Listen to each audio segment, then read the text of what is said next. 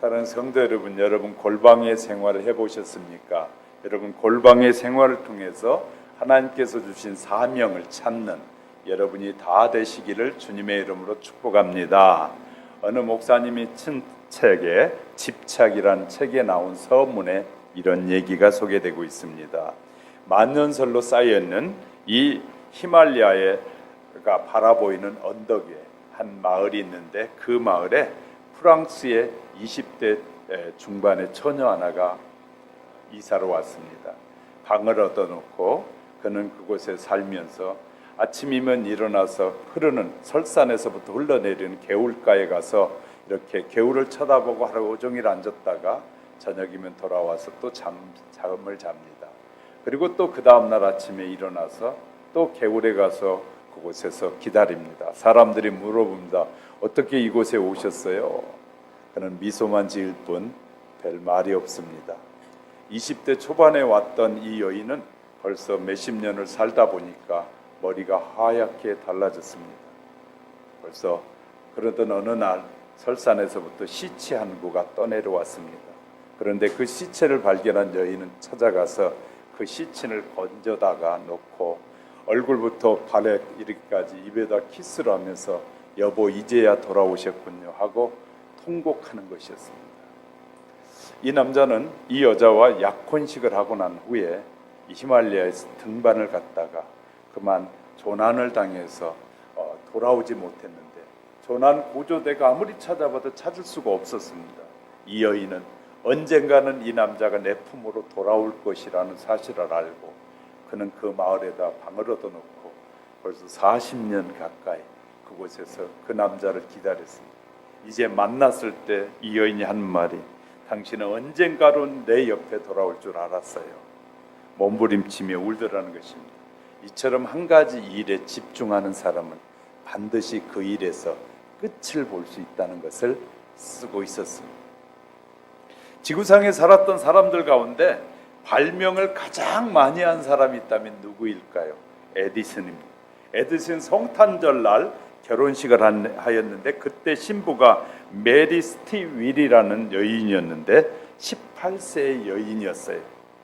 주일학교 교사인 메리는 결혼식을 마치고 신혼여행을 떠나려고 짐을 챙기고 있는데 남편이 갑자기 사라져 버렸어요.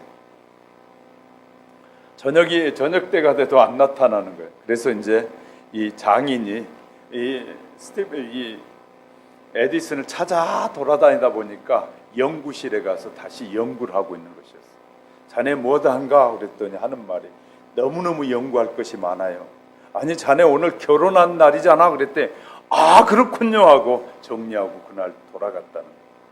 그렇게 한 가지 일에 몰두하더니 결국 그는 놀라운 발명왕이 됐다라고 말하고 있습니다.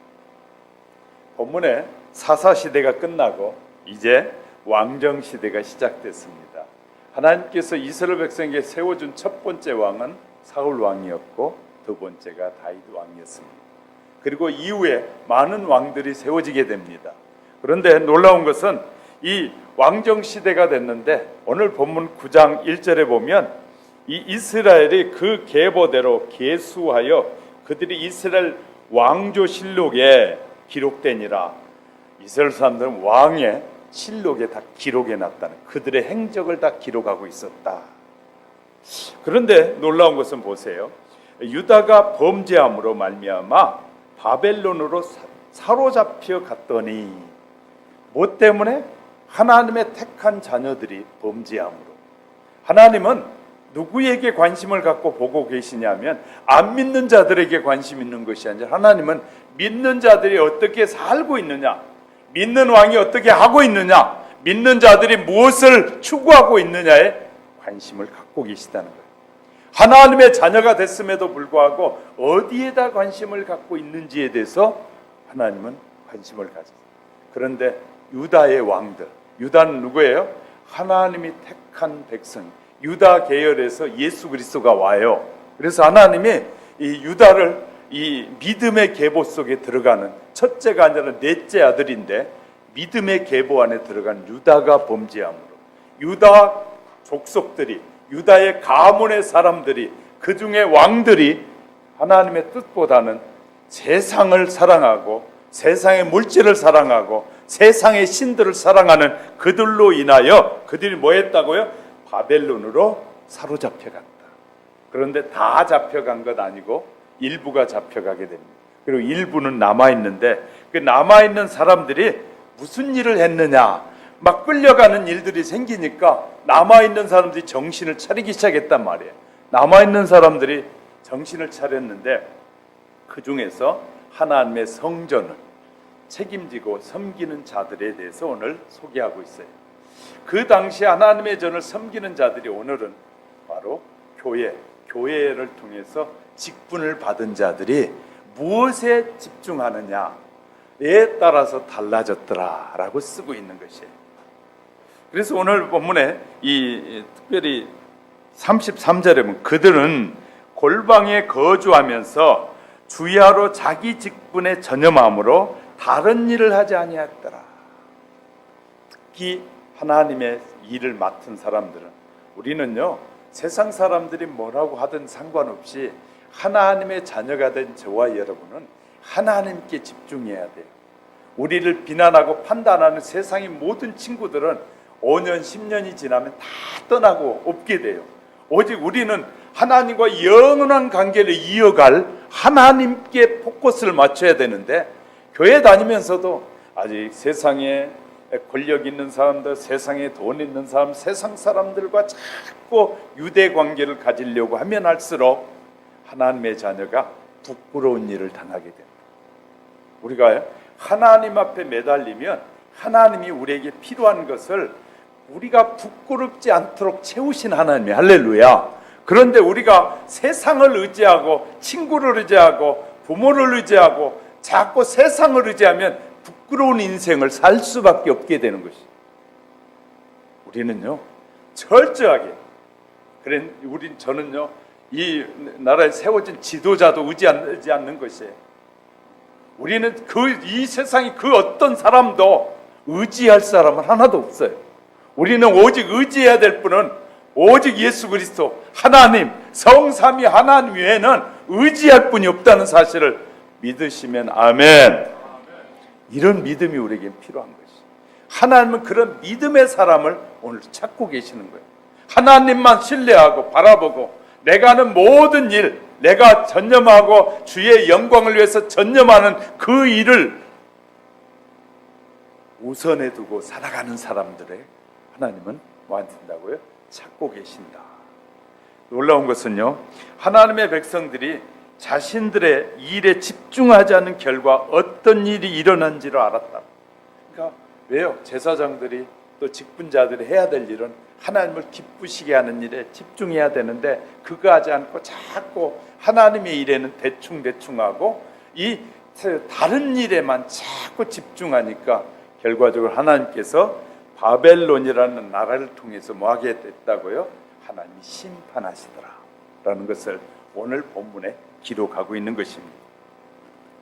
그런데 그래서 그것을 깨달은 남은 사람들이 무슨 일을 했느냐, 그 내용이 특히 네이 지파는 하나님의 성전에서 일하는 사람들이었어요.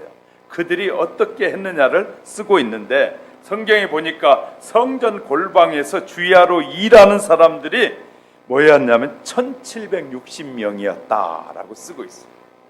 1760명이 예루살렘의 성전에서 안에서 그 제사장들 빼고 그 안에서 다른 일을 한 사람들만 1760명이었다. 성경이 그렇게 기록되어 있으니까 저는 그렇게 믿습니다. 기록된 대로 믿는 거예요. 그렇게 나오고 있어요.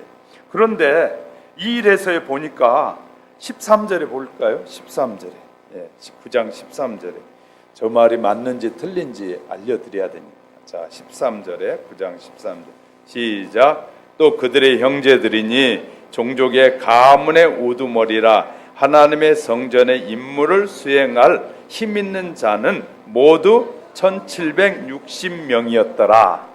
확실히 기록하고 있죠.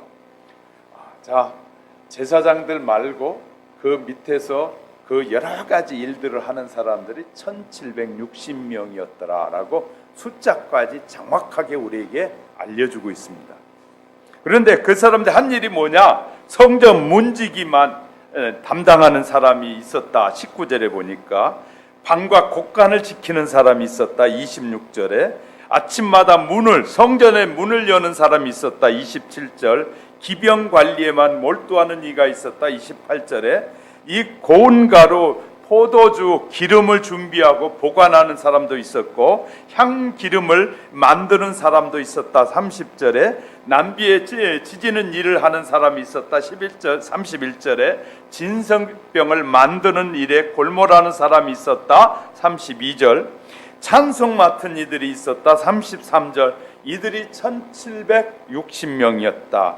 한 가지 일에만 골몰하고 그 일에 최선을 다하는 사람들이 있었다. 오늘로 말하면 1760명 정도 모이는 교회 같으면 직분자들이 그만큼 많다면 엄청 큰 교회죠. 예루살렘의 교회가 그랬었다라고 지금 성경이 기록하고 있는 거예요. 그런데 그 1760명은 그 일에 골몰하는 사람이었다. 그 일에 골방에서 어떻게 해서 이 일을 통해서 내게 맡겨진 일을 통해서 하나님께 영광이 될까? 어떻게 해야 내가 이 일을 내 맡은 직분을 잘 감당할까에 대해서 고민하는 사람들이었다라고 쓰고 있어요. 하나님은 오늘도 그런 자를 찾으신다는 거예요. 우리에게 맡아준 직분을 우습게 여기면 하나님이 기뻐하시지 않습니다. 하나님은 저와 여러분을 지금 아마 그냥 놔뒀으면 세상에 아마 예수 안 믿는 사람들 중에 지금 여러분 중에 안 믿었다면 지금 반드시 해수욕장에 가 있든지 산에 가 있든지 그렇지 않으면 좀 여유가 있으면 외국에 가 있든지 딴짓하고 있을 거예요. 하나님이 우리를 다 코를 깨가지고 붙잡아 놓으니까 지금 예배당에 와서 예배 드리십니다. 저도 마찬가지고요. 네, 저도 마찬가지. 우리 모두 하나님이 이렇게 탁 붙잡아 놓으셔서 하나님의 자녀로 붙잡아 놓으셨고 은혜를 주셨기 때문에 하나님 앞에 예배하는 자가 된 것이 할렐루야. 오늘 그래서 하나님의 말씀, 하나님의 부르심을 받은 확실히 알게 된 사람들이 특이한 생각을 하는 사람이 됐고 이 사람들이 보기에 특이한 행동을 하게 됐고 또 이들은 이런 사람들 특이한 사람이 됐음을 우리에게 말씀해 주고 있어요. 어떻게 해야 하나님께서 맡긴 우리의 직분에 특이한 사람이 될 수 있는지를 살펴가는 사이에 하나님께서 저와 여러분에게 더 큰 은혜로 축복해 주시기를 주님의 이름으로 축복합니다. 첫 번째, 골방에 집중하면 특이한 생각을 하게 된다. 때로 하나님께서 우리를 다른 일을 다 내려놓게 하고 우리를 그냥 이 어떤 삶에서 떨어져서 있게 할 때가 있어요. 저도 마찬가지입니다. 목사가 되기 전에 하나님께서 저를 이 꼴짜기로 인도하시더니 결국 이 기도원으로 저를 모셔서 기도원에서 내려올 수도 없고 하나님이 응답해 주셔야 내려갑니다 하고 이 골방과 같은 그런 시간에 하나님께서 저에게 내가 너를 들어 쓰기 원하신다고 말씀하시는 음성을 들었기 때문에 제가 사명의 길을 갈 수 있는 것처럼 하나님은 우리를 때로는 골방의 길로 인도하셔서 하나님이 기뻐하는 일이 무엇인지를 다 알려주시는 하나님이시다. 할렐루야. 그래서 우리에게 때로는 골방의 시간이 저와 여러분에게는 얼마나 귀중한 시간인지를 깨닫는 은혜가 있기를 주님의 이름으로 축복합니다. 이 집중하니까 어떠한 일에 집중하니까 하나님께서 지혜를 주시더라는 거예요. 특이한 생각을 주셔서 사람들이 하지 못하는 일을 할 수 있도록 도와주셨다라는 것이에요. 성막과 성소 안에 쓰이는 기구들을 만드는 자들이었다라고 오늘 본문이 말하고 있어요. 이 성전 안에 쓰는 그릇, 대접이나 숟가락, 병, 그다음에 이 잔, 등대, 등잔, 불집게, 불똥들을 다 만들었다고 출애굽기 25장 29절 이하에서 설명하고 있어요. 이 모든 것들의 재료는 정금이었다는 사실 아십니까? 이 그릇의 용도에 따라서 달리 만들어졌는데 모두 하나님 앞에 드리는 그릇들을 만드는 자들이었다. 즉 예배 드리는데 필요한 용도에 사용되었다 그 말이죠. 예배는 찬양이며 예배는 헌신이고 예배는 축복입니다. 또 예배는 감사하며 예배는 영광을 돌리는 것입니다. 할렐루야. 이러한 일을 위해서 모든 그릇들이 다 사용되는 그릇을 만드는 사람들이었더라. 이러한 그릇을 위해서 모든 그릇이 사용됐는데 예수님의 십자가는 예수 그리스도의 구속의 은총을 통해서 성막 안에, 성소 안에, 지성소 사이에 이 예수님이 십자가에서 피를 흘리시고 숨을 거두는 순간에 지성소와 성소 사이를 가로막고 있던 천이 찢어짐으로 이 모든 관계가 회복되어졌다. 관계가 회복되었다. 누구를 통해서? 예수 그리스도를 통해서. 예수 그리스도를 통해서. 그래서 이제 예수 그리스도의 대속 사역을 통해서 이 관계가 막혔던 문제가 해결됐다는 것이, 그래서 이제 우리는 교회라는, 옛날로 말하면 성전으로 말하면 이 강단과 이 아랫 사이에 커튼이 쳐져 있던 것이죠. 그래서 이 성전 안쪽에는 1년에 한 번의 대제사장만, 제사장 중에는 대제사장이 한 명 있고 나머지 수천 명의 제사장이 있었어요. 그리고 그 일을 돕는 레위인이 있었단 말이에요. 직분을 받은 레위인들이. 그러니까 이제 제사장들은 반차를 따라 이 일주일씩 와서 교회 이 성전을 섬기는데 그건 막 1,500명씩 제사장들. 그 중에 대제사장은 딱 한 분인데 이분이 1년에 한 번에 사람의 자신의 죄와 모든 사람의 죄를 대신하여 이 커튼을 열고 들어와서 지성소에서 1년에 한 번씩만 하나님 앞에 나와서 피를 뿌리며 죄 사함을 했다. 국민의 모든 백성의 죄를 사해달라고 기도했다. 그런데 그 문제가 해결되어졌다. 예수님이 십자가에서 우리의 죄와 허물을 대신하여 죽으시는 순간에 이 성전 안에 있던 천막이 찢어져 내림으로 이제 교통하는 역사가 이루어졌다. 이렇게 함으로 이제 옛날에는 성전 안에서 대제사장을 만나서 대제사장을 통해서 사람들에게 하나님이 말씀하시던 하나님이 이제는 예수 그리스도의 십자가의 죽으심을 통하여 우리 안에 들어오셔서 우리를 개인적으로 만나신다. 할렐루야. 옛날에는 대표자를 통해서 만나셨는데 이제 예수님이 십자가의 죽으심의 사건을 통해서 이제 개인적으로 직접 우리 마음에 들어오신 하나님. 할렐루야. 그래서 예수 그리스도를 나의 구주로 고백하고 믿는 자는 내 안에 들어오셔서 나를 지도해 주시고 나를 인도해 달라고 예수님을 마음에 모시는 자들은 반드시 주님이 들어오셔서 내가 너와 함께 영원토록 함께 하시겠다고 약속하심을 믿으시기 바랍니다. 이런 성막에 안에 섬기는 기구들을 만드는 사람입니다. 그러니까 우리 교회 안에 있는 이런 하나님 앞에 드려진 물건들은 우리가요 집사님이나 직분자들은 소중하게 여겨야 돼요. 어떤 분들은요 그걸 잘 모르고 말이에요. 하나님 앞에 드려진 것들을 막 함부로 다루고 막 하는 사람들이 많이 있어요. 그것은요 지혜롭지 못하는 것 같아요. 하나님 앞에 드려진 것들은 다 소중한 거예요. 하나님 앞에 드려진 어린 영혼이나 나이가 많은 노인이 된 노인이라도 하나님이 받으신 하나님의 자녀가 된 사람은 다 소중한 거예요. 할렐루야. 더 소중히 여겨야 돼. 목사니까 성도들을 함부로 여기고 성도들은 목사라고 함부로 여기는 그런 관계가 아니라 우린 모두 다 서로를 소중하게 여겨주는 사람들이어야 돼. 할렐루야. 하나님은 그런 사람을 기뻐하셔. 하나님은 그렇습니다. 자, 예수 그리스도가 이 영원한 삶의 문을, 생명의 길을 열어주셨다는 것이 열어주셨다. 그런데 그 일에 집중하던 사람들이 있으니까 오늘로 말하면 교회 직분을 맡은 자들이다. 할렐루야. 그렇게 이해하셔도 성경적으로 전혀 잘못된 해석이 아닙니다. 이해하시기 바랍니다. 시애틀 박물관에 가면 쌀 한 톨 위에 여러분이 먹는 밥에 먹는 쌀 한 톨인데 그 한 톨에다가 주기도문을 다 썼는데 남는 부분이 더 많았다는 거예요.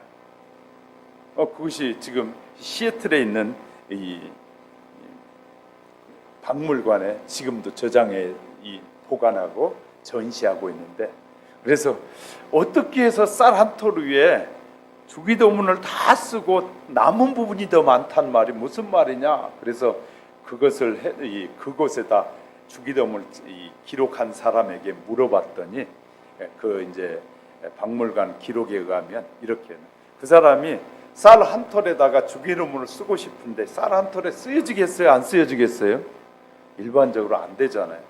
그랬더니 이분이 쌀을 넣고 3, 4일 동안 쌀만 봤대요. 그랬더니 쌀이 운동장만이 커지더라는 거예요.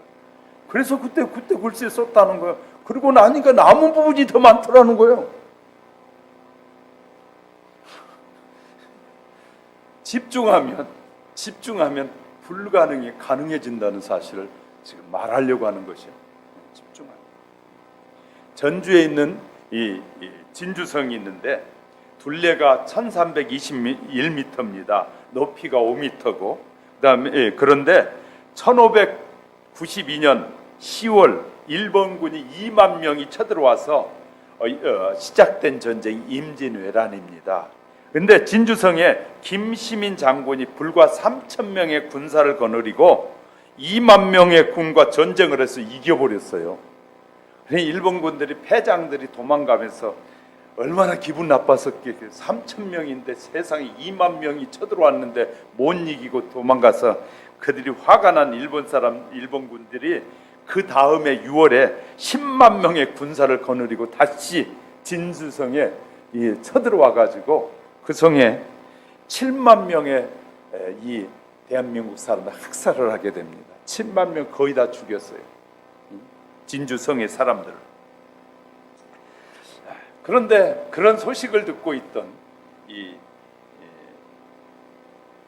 여인이, 유명한 기생이라는 여인이 있었는데, 논계라는 여인이 있었어요. 이 여인이 적장에게 복수를 하고 싶은데 방법이 없는 것이, 그래서 이 논계라는 여자가 기생으로 자기를 변장해 가지고 일본군 10만 명을 끌고 왔던 적장에게 자기가 기생이니까 오늘 술을 대접하겠다고 술을 대접하고 난 다음에 술이 취해 있는 그를 이 산에 올라가서 그를 끌어안고 떨어져서 물에 떨어져 죽게 됩니다. 그런데 이 농계라는 여인이 어떻게 해서 적장을 죽였느냐? 이 여인은 손가락에다가 반지를, 10손가락에다 반지를 다 끼웠다는 거예요. 그래가지고 그 적장을 딱 안고 손을 딱 끼니까 이 가락지 때문에 손이 빠져나오지 않으니까 적장이 그 여인의 품에 끌어안혀서 빠져나오지 못하고 물에 빠져 죽었다는. 이 여인은 어떻게 하면 이 원수를 갚을까를 집중하니까 그런 지혜를 얻었어. 그냥 이 손 같아서 그냥 빠져서 적장은 살고 자기만 죽을 텐데 반지를 10개를 끼니까 절대 빠지지 않았다. 그렇게 해서 적장을 죽였다라는 얘기가 나와서 지금 진주성 옆에는 다리가 있는데 그 다리에는 이 반지들이 반지의 모양을 많이 붙여놓고 그분의 그 이야기를 전해주고 있다라고 합니다. 무슨 일이든지 집중하면 하나님이 지혜를 주신다. 할렐루야. 성경은 오직 한 가지만 평생 동안 생각하며 집중하신 분이 있다면 예수님이십니다. 예수님은 영혼 구원 외에 그 어떤 것도 생각한 적이 없으신 분이다. 오직 예수님은 어떻게 해야 영혼들을 참 구원해 낼까만을 생각하셨다. 그래서 마가복음 3장 13절 15절을 보니까 또 산에 오르사 자기의 원하는 자들을 부르시니 나온지라 이에 12를 세우셨으니 이는 자기와 함께 있게 하시고 또 보내사 전도도 하게 하며 귀신을 내어 쫓는 권세도 주셨더라라고 쓰고 있어요. 성도들은 개인적으로 골방에서 하나님께서 원하시는 일이 무엇인지, 여러분이 어떤 일이 안 돼서 시간이 나면 그때는 하나님이 내게 직분을 주신 하나님이 왜 나에게 이런 어려운 일이 있게 하셨을까?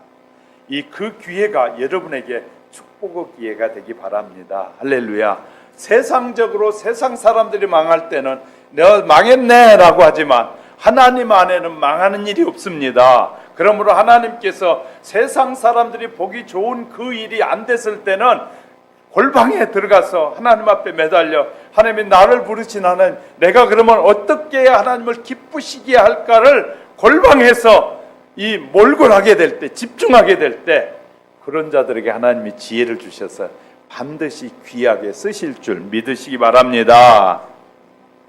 우리는 사람들에게 얼마나 사람들이 나를 뭐라고 평가할까에 대해서 관심이 많아요.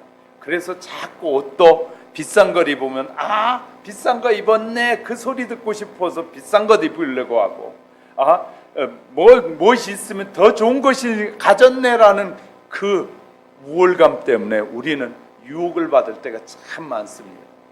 우리는 그런 소리는 들을 때마다 귀를 닫으셔야 돼요. 제가 유치부 설교할 때 아이들에게 이렇게 말합니다. 마귀의 소리 하면 아이들이 이렇게 귀를 쫑긋 세우고 있다 딱 닫아버려요. 그리고 하나님의 말씀하면 귀 이렇게 살짝 열어가지고 귀를 탁 열고 들어요. 그렇게 제가 유치부 설교할 때 설교를 했어요. 그러니까 미워하고 원망하는 말을 할 때는 탁 귀를 닫고 축복하고 기뻐하고 즐거워하는 말을 할 때는 쫑긋 토끼가 귀를 세우듯이 토끼는요 귀를 쫑긋 세웠다가 주위에서 일어난 반응에 금방 나쁜 것 같으면 죽을 일이 생길 것 같으면 막 뛰기 시작하잖아. 그렇게 하는 것처럼 하나님의 사람들 지혜로워야 되는데 마귀의 소리가 들려올 때는 비교 의식, 열등 의식이 생긴다든지 이럴 때는 딱 귀를 막으셔야 돼요. 그리고요 어떻게 해야 내가 하나님을 기쁘시게 할까에 여러분이 초점을 맞추면 하나님은 그런 자에게 필요한 모든 은혜를 주셔서 반드시 그 일을 통해서 영광을 받으시는 하나님이심을 믿으시면 아멘. 그런 여러분이 되시길 주의 이름으로 축복합니다. 두 번째, 골방에 집중하면 특이한 행동을 하게 된다. 특이한 행동. 골방에서 거하면서 한 가지 일에만 집중하다 보니까 남다른 행동을 하게 되는 거예요. 남다른 행동. 제가 목사가 되기 전에 사업도 하고 돌아다닐 때 같으면 친구들이 볼 때는 그냥 사업을 할 친구지 목사가 되리라고는 생각지도 못한 친구들이 많거든요. 근데 내가 하나님께 기도원에 가서 그 골방에서 하나님께 매달리다가 하나님의 음성을 듣고 하나님의 뜻에 따라 이제 살겠다고 결심하고 나니까 목사가 되더라는 거예요. 그런 것처럼 우리가 하나님의 일을 위해서 살리라라고 우리가 다짐하면 하나님은 반드시 그 일을 이룰 수 있도록 필요한 모든 것을 공급해 주십니다. 할렐루야.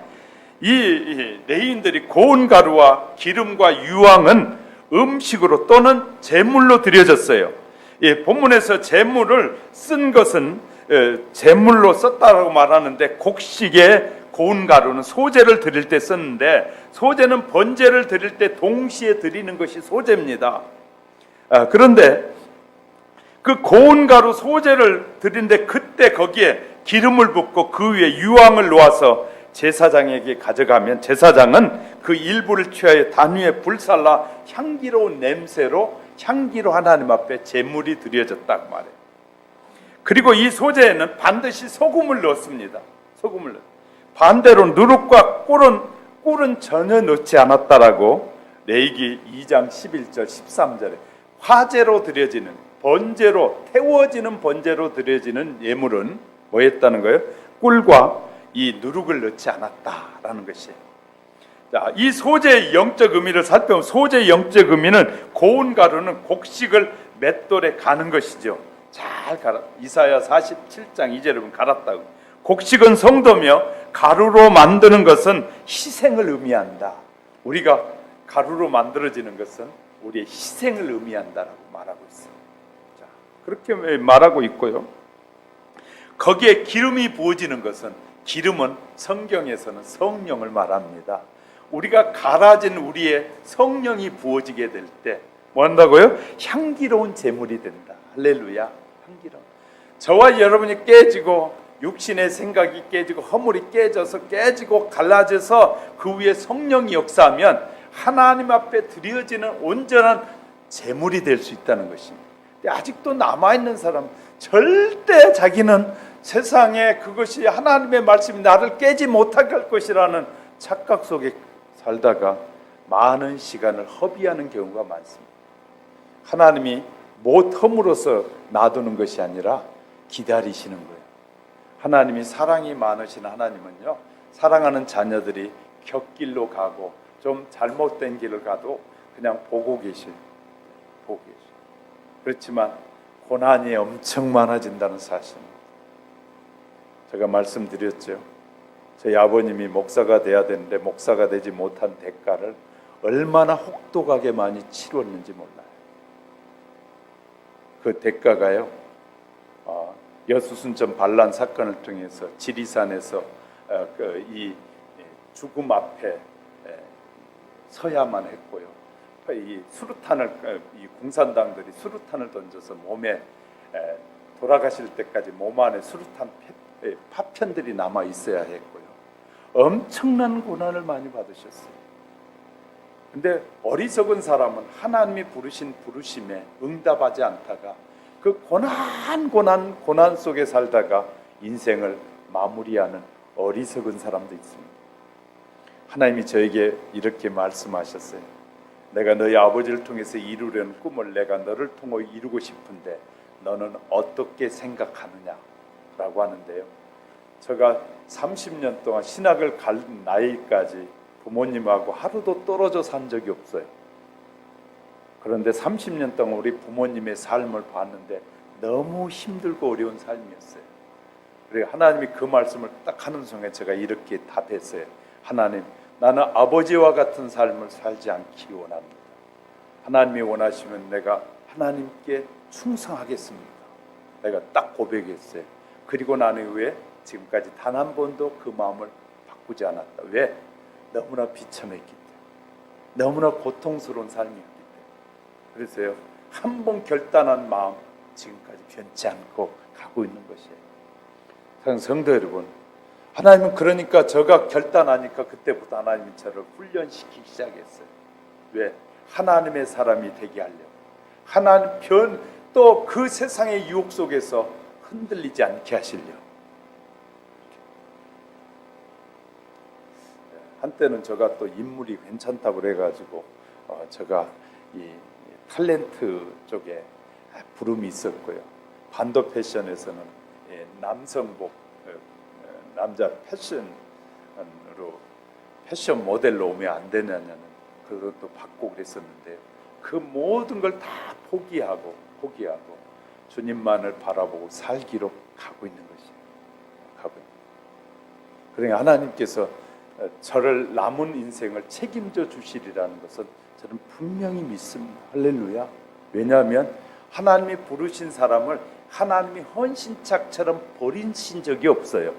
우리가 하나님을 배신하고 다른 우상을 섬기고 하나님보단 다른 것을 앞세워 살아갈 때 때로는 고통과 고난과 시련이 있지, 정말 하나님만을 신뢰하는 하나님의 자녀들에게 결코 하나님은 뭐하지 않는다고요? 우리를 실망시키지 않으시는 하나님이심을 믿으시기 바랍니다.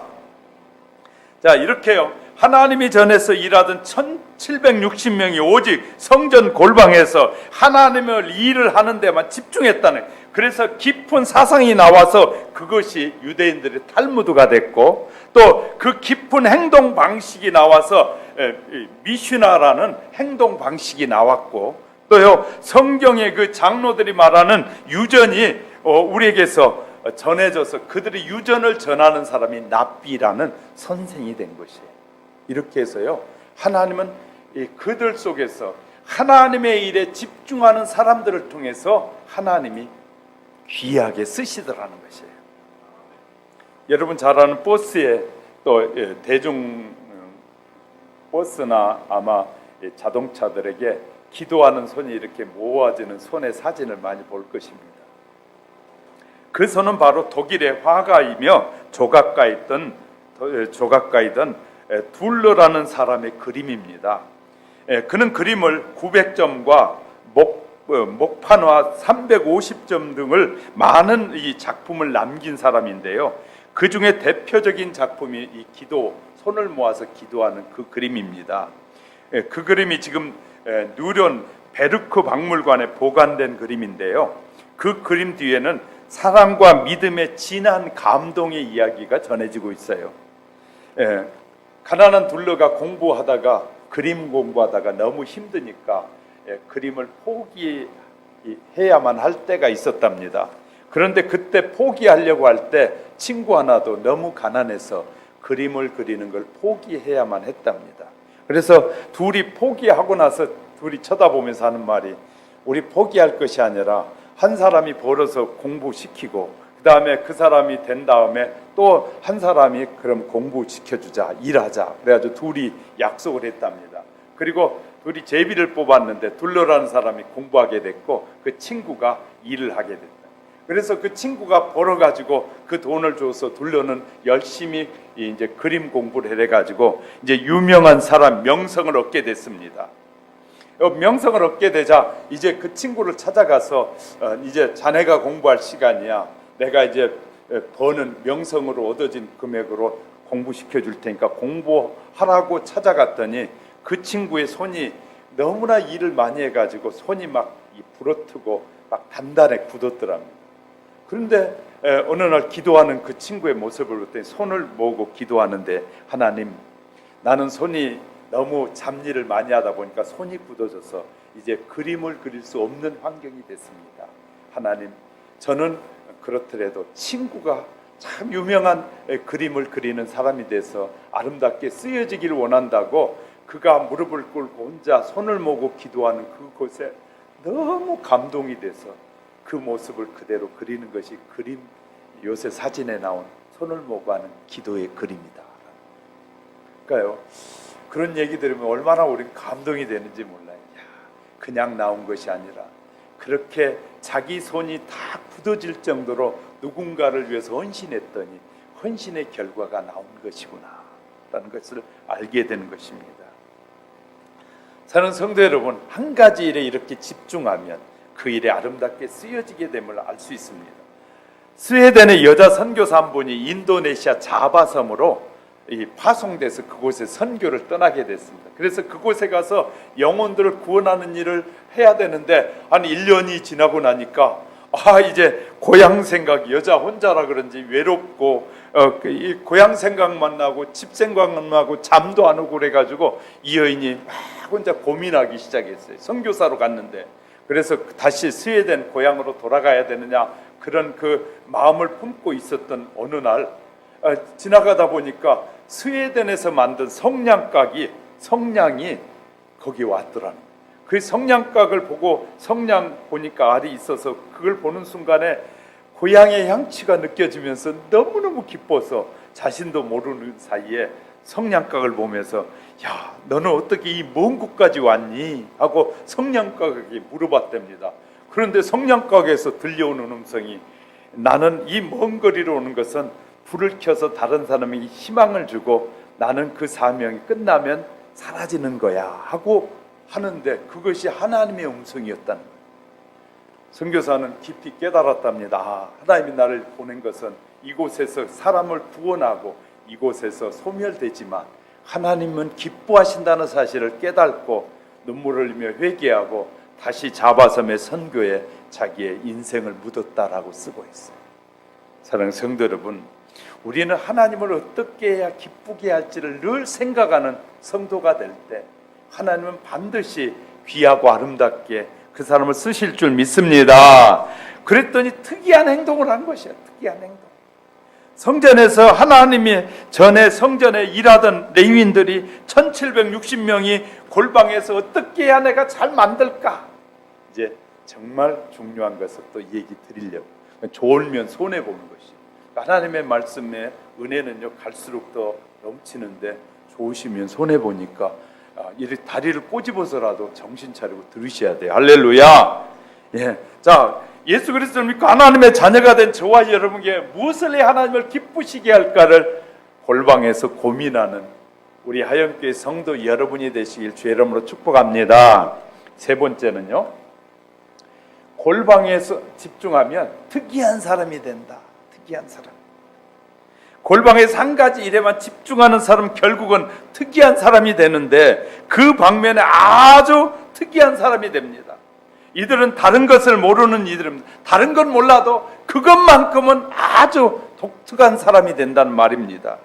오직 성전 일에서 자기가 맡은 일에만 충성한 사람들이었다. 남의 일까지 간섭하는 사람이 얼마나 많은지 몰라요.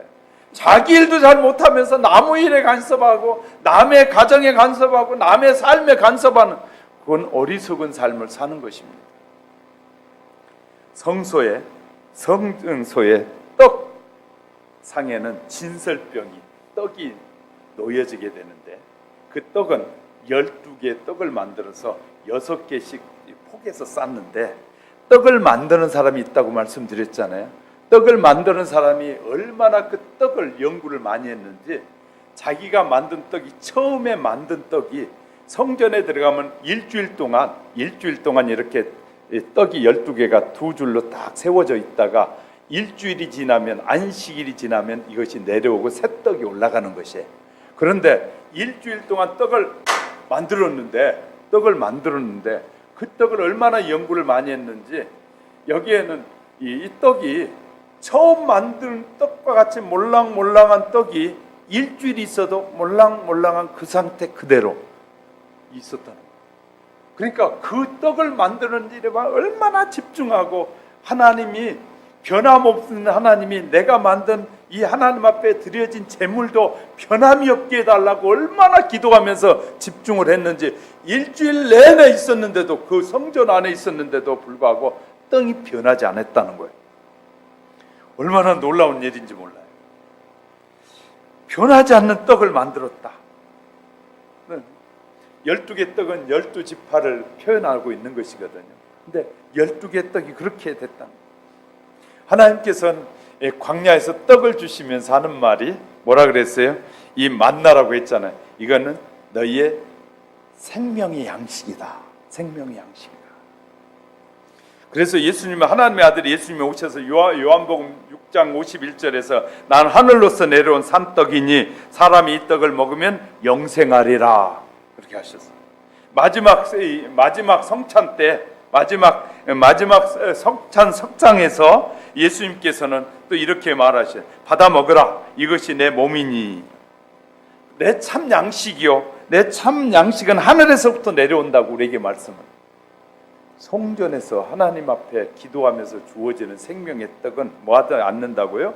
이것이 쉬지도 않고 변질도 안 된다. 하나님 앞에 얼마나 기도하면서 준비했는지. 또 두 번째, 포도주는 일상 음료 중에 하나는 포도주로 제물로 드렸는데요, 어린 양과 고운 가루를 빻은 기름과 함께 포도주로 제물을 드렸다라고 하거든요. 그런데 이 떡을 만드는 사람이 떡상에 준비됐는데 집중해서 만든 떡이 이런 특이한 점이 있다는 거예요. 파리나 벌레가 이 떡에는 절대 앉지 않는다는 거예요. 참 놀라운 떡이에요. 우리 떡을 많이 하신 김결 집사님, 이런 떡을 만들면 지금도 대박나. 자, 불순물이 섞인 적이 없다는 거예요, 떡에는. 그리고요, 또요, 세 번째는 일주일 동안 따끈따끈해. 처음에 만든 따끈따끈함이 일주일 내내 간다는 거예요. 요새 이거 만들면 진짜 기가 막힌 일 아니겠어요? 그런데 놀라운 건 콩알만큼만 띄워줘도 그걸 먹은 사람은 배고픔을 느끼지 않는다는 거예요. 얼마나 성전에서 그 일에만 집중했던지 그런 떡이 만들어졌다는 거예요. 그것이 일주일 만에 내려오면 그때는 제사장이 먹기 시작해요. 그 떡을. 그런데도 변질되지 않는 떡이에요. 그런 떡을 만들었다고 기록하고 있어요. 이 아부티누스 가문은 향을 계속 만들었는데, 향을 계속 집중해서 향만 만드는 사람들이었는데, 그들이 피우는 향을 만드는 자는 누구나 기술을 배워서 만드는 줄 알았는데, 그들은 그렇지 않다는 거예요. 대를 이어서 만드는. 한국 사람들 공부시키, 자기가 좀 공부 못한 사람은 자식에게 돈이 좀 있으면 공부시켜야지. 야, 니는 내일 하지 말고 너 더 좋은 일 해라, 그러면서 다른 일 해라 하고 막 열심히 공부시켜서 자기 일을 안 물려주는데, 유대인들은 철저하게 자기 일을 대를 이어서 물려주는 사람들, 유대인. 우리는 일에 대한 개념이 어느 일은 좋은 일, 나쁜 일 구분을 해요. 그런데 이 세상에 하나님이 우리에게 주신 일은 모두 다 소중한 일이에요. 할렐루야. 우리는요, 뭐 넥타이 매는 직업이 좋은 직업이고 그냥 똥 푸는 직업은 나쁜 직업이라고 이 잘못된 생각이 있어요. 예를 들어 똥 푸는 사람이 없으면 여러분 집마다 전부 다 똥바가지로 가득할 거예요.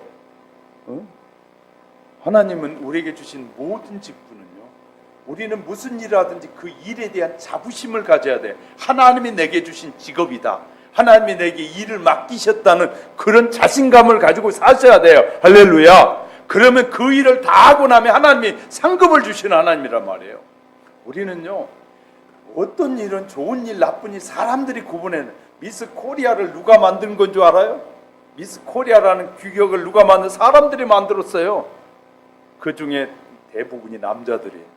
그래도 허리는 이 정도는 돼야 되고 가슴은 이 정도는, 그 힙은 이 정도는 돼야 그래도 규격품으로 최고의 여자다 이렇게 만들어 놓고, 거기 콘테스트에 가면 얼마나 많은 사람들이 그거 되고 싶어서 막 몰려들고 막 뜯어 고치고 막 배를 굴구면서 이 골파가면서 줄이고 별짓을 다 하잖아요. 사람들이 만들어 놓은 기준이에요. 하나님은요, 그런 기준을 우리에게 주시지 않았어요. 우리가 잘 아셔야 돼요. 그러니까 자꾸 우리는 사람들 기준에 따라가려는 사람이 얼마나 많은지 몰라요. 언제가 말씀드렸잖아요.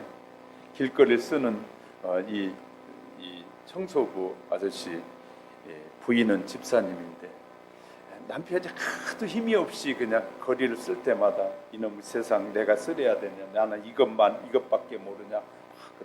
어느 날 말씀을 듣고, 예배 시간에 말씀을 듣고 이 여집사님의 은혜가 됐어요. 돌아가서 남편에게, 여보, 당신이 하는 일이 너무 소중한 일을 하셔요. 당신이 쓸지 않으면 이 길거리가 어떻게 되겠습니까? 더럽고 취한 길거리가 될 겁니다. 그러면 아무도 걸어가지 않을 거고 우리의 자식들도 걸어가지 않으려고 할 겁니다. 당신이 쓰는 사람이 있기 때문에 이 거리가 맑고 깨끗해진 것이 당신의 일은 내가 존중합니다. 남편이 그 다음날 휘파람을 부면서 거리를 쓸 겁니다. 우리는요, 우리에게 맡겨진 일이 누가 준 것인지를 알게 될 때 우리는 신바람나게 일하게 될 줄 믿습니다. 여러분, 혹시 일하는 것 때문에 짜증나신 분이 있다면 하나님이 맡기신 일임을 다시 한번 곰곰이 생각하면서 기도해 보세요. 하나님이 우리에게 맡긴 일이 얼마나 소중한 것임을 알게 될 것입니다. 근데 이 향을 만드는데 향이 자손대대로 연구해서 만드는데, 이들이 만든 향이 수직으로만 곧장 타오르는데 그들이 얼마나 연구를 많이 했는지 이 향이 타는데 말이에요, 콩알만한 이 향이 예루살렘의 성전에서 피우면 이 향의 냄새가 48kg를 갖다 놔요.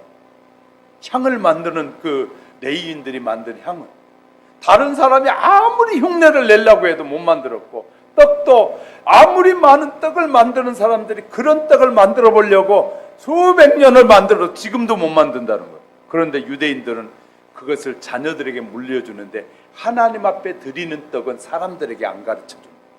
자식들에게만 가르쳐주고, 하나님 앞에 드리는 그 떡을 만드는 그 방법은 세상에 아직도 안 알려지고 있어요. 그렇게 하나님 앞에 소중하게 여긴 하나님이 주신 일이에요. 이 향이요, 얼마나 진했던지 48km까지 나갔는데, 세상에 이 여리고에 살고 있는 이 염소들이 그 향을 만들면 재치기를 할 정도로 강력한. 그래, 신혼 신부가 이 48km 안에 있는 사람들은 이 향을 뿌릴 필요가 없을 정도로 진했다. 그 일에 집중하면 이렇게 하나님은 귀하게 쓰신다는 거예요. 할렐루야. 얘기 하나만 하고 마치겠습니다. 좀 줄여야 될 것 같아요. 다 얘기하면 또 한 20분쯤 더 해야 돼요. 저는 여러분에게 드리고 싶은 게 너무 많아요. 드리고 싶은 게 많은데, 하여튼 하나님께서 여러분에게 더 큰 은혜 주시길 주 여러분 축복합니다. 뉴욕 미드 헤드슨 교회를 섬기는 김某집사님 부부가 사람들을 그렇게 좋아했어요. 사람들을 좋아했어요. 그래서 그 부부는 늘 이렇게 기도했답니다. 하나님, 우리 집에 사람들이 많이 들끓게 좀 해주세요. 사람들이 막 우리 집에 놀러 오고 싶어지게 해주세요 하고 기도했답니다. 그 김 집사님은 사람들을 자기 집으로 자꾸 초대하니까 이 부인 집사님은 그들을 오는 사람들 음식을 해줘야 되잖아요. 그러니까 부지런히 음식을 만들어요. 그래서 보니까 이제 음식을 굉장히 잘 만드는 사람이 됐어요. 그 교회 한국에 있는 목사님이 부흥회 갔다가 그 집에 초대를 받아 갔는데 음식을 만들어 주는데 수준급이더래요. 그래서 물어봤답니다. 아니 여 집사님한테 집사님은 원래 음식을 잘 만들어 그렇지 않으면 부모님이 잘 만드는 거 배운 거야 그랬더니 목사님 무슨 소리예요? 저는 원래 이 공부만 하다 보니까 음식을 전혀 못 만들어 가지고 결혼을 했는데 남편이 겨우 내가 밥만 하면 남편은 하도 반찬을 못 만드니까 그냥 사다가 먹었다는 거예요. 전부 다 사다 먹고 찌개 먹고 싶다 그러면 남편이 그때 찌개 끓여 먹었다는 거예요. 근데 사람들이 자꾸 몰려오니까 그들은 대접해야 되니까 방법이 없어서 요리학원을 다니기 시작했다. 자기가. 그래가지고 요리를 배워가지고 막 오는 사람을 대접했다는 거예요. 그래 하도 성도들이나 주위 사람들이 많이 오니까 집이 좁더라는 거예요. 그래서 하나님 앞에 기도했다. 하나님, 이 좁은 집에서 다 대접하기가 힘드니까 하나님 큰 집을 살 수 있도록 하나님이 우리가 하는 사업을 축복해 달라고 기도했답니다. 하나님이 그 사업을 축복해 줘가지고 지금 목사님을 대접한 이 큰 집을 짓게 되었다. 근데 지금도 사람들이 많이 오니까 그 사람들 대접하다 보니까 요리학원에서 배워서 이제 다 대접하다 보니까 어느 날 보니까 자기가 요리 강사가 돼서 돈을 버는 사람이 또 됐다. 이렇게 하나님은 우리가 하나님의 사람들을 좋아하는 사람들에게 복을 주시고 그 일을 목표로 하여 기도하는 자를 하나님이 쓰시더라는 거예요. 할렐루야. 우리는요 어디에 여러분 이왕 예수 그리스도를 믿고 하나님의 자녀가 됐다면 무엇인가 하나님 앞에 좀 특이한 사람이 돼야 되지 않겠어요? 또 특이한 행동을 해야 되지 않겠어요?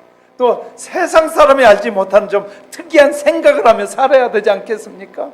그래서 하나님 앞에 섰을 때 우리 모두가 잘했다 칭찬받는 하나님의 사람이 되도록 여러분에게 하나님께서 주시는 기회가 될 텐데 골방은 여러분이 하나님 앞에 묻고 응답받는 현장임을 믿으시기 바랍니다. 그래서요 때로는 혼자 외롭고 혼자 있을 때 정말 무릎을 꿇고 하나님 앞에 지혜를 구하고 하나님께 능력을 구하여 우리의 남은 생애지만 우리의 남은 생에 하나님 앞에 아름답게 쓰여지고 하나님의 나라가 확장되어지고 하나님의 뜻이 우리를 통해 이루어지는 귀한 그 일에 하나님 앞에 아름답게 쓰여지는 우리 하영교회 성도 여러분이 되시기를 주님의 이름으로 축복합니다. 기도하겠습니다.